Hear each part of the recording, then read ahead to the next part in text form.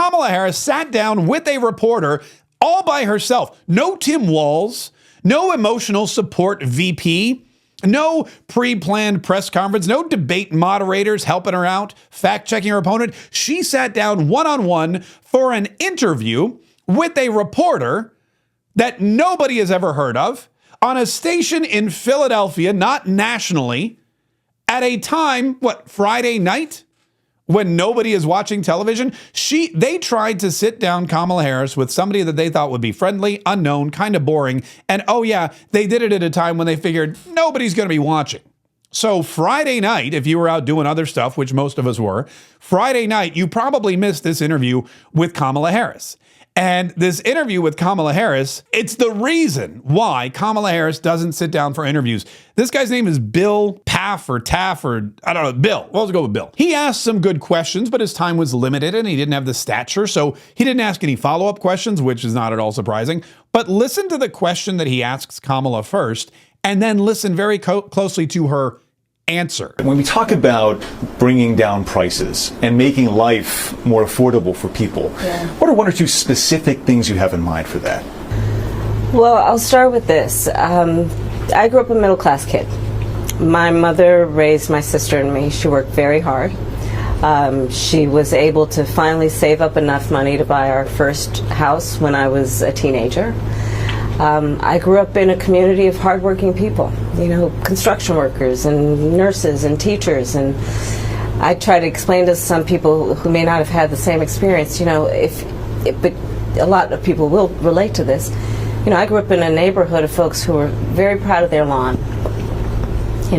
What specifically do you have in mind to help lower prices? What specifically do you have in mind that will bring down the price of consumer goods and gasoline and the cost of living and the cost of homes? How are you going to help American consumers with these astronomical and ungodly gas prices and food prices? How are you going to get us back to a position where inflation isn't crushing the everyday American, ordinary American? How are you going to get us back to a place where our salaries, which aren't going up, can afford the lifestyles not just that we dream of, but that we need to sustain basic human survival?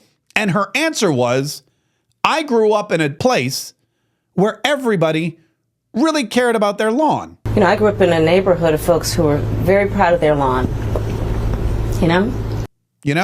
She continued, by the way. I was raised to believe and to know that all people deserve dignity. And that we as Americans have a beautiful character. We have ambitions and aspirations and dreams, but not everyone necessarily has access to the resources that can help them fuel those dreams and ambitions. So when I talk about building an opportunity economy, it is very much with the mind of investing in the ambitions and aspirations and the incredible work ethic of the American people, and creating opportunity for people, for example, to start a small business. So the question again was, what's your plan to bring down these exorbitant prices on everything? What are you going to do to help make it easier for Americans to afford groceries and basic essentials for living and working in this country? And she said, I'm going to make it easier for you to start a small business. Her answer isn't, I'm going to curb inflation. I'm going to make housing affordable. I'm going to bring interest rates down. I'm going to drill, baby, drill so that we can be domestic producers of oil again and reduce everybody's energy costs. She didn't say that. She said, start a small business. What that means is Americans are coming to her and saying, we are being crushed. We don't know how to survive. We don't have the money we need. Everything is too expensive. How do you fix that? And she said, start a small business. You need to make more money. Prices aren't coming down under Kamala Harris.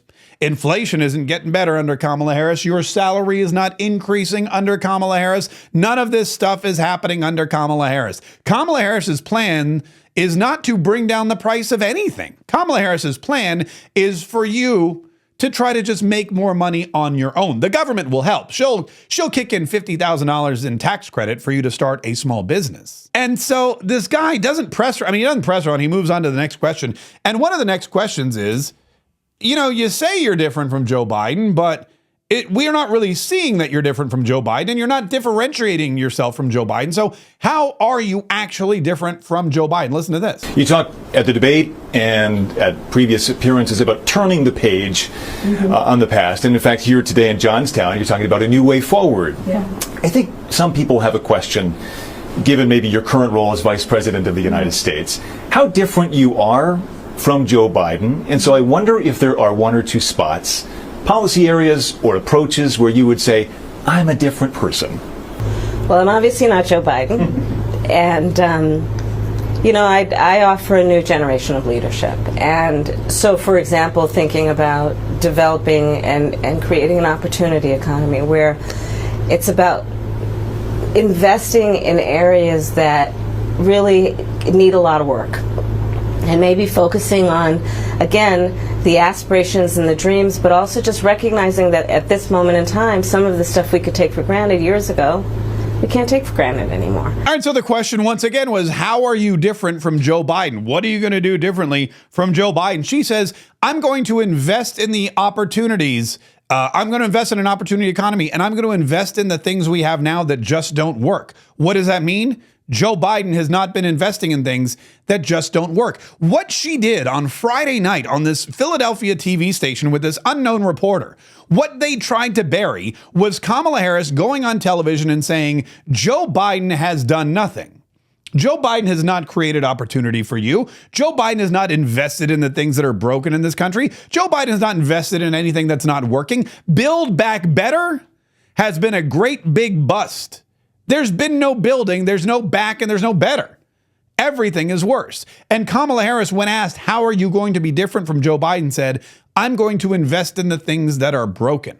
Well, what the hell was Joe Biden investing in? What was Joe Biden doing this whole time? He was trying to pay back student loans, which is illegal and unconstitutional and outside of the purview of the executive branch of government. Was he really trying to fix something that was broken, or was he just trying to buy votes? Probably the latter. Joe Biden had that eviction moratorium that he forced on landlords through the CDC. Again, illegal, unconstitutional, outside of the purview of the office of the chief executive or the CDC.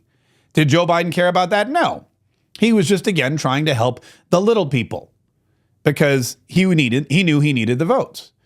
And Kamala Harris is now admitting to everybody, Joe Biden did nothing. He didn't invest. I'm going to do it all. If you elect me, I'm going to make sure that not only are you able to start a small business, but I'm going to make sure that you have the best looking lawn in the neighborhood. Because growing up, I came from a little area where everybody was really, proud of their lawns. I grew up in a neighborhood of folks who were very proud of their lawn. That's Kamala Harris's plan should she become president.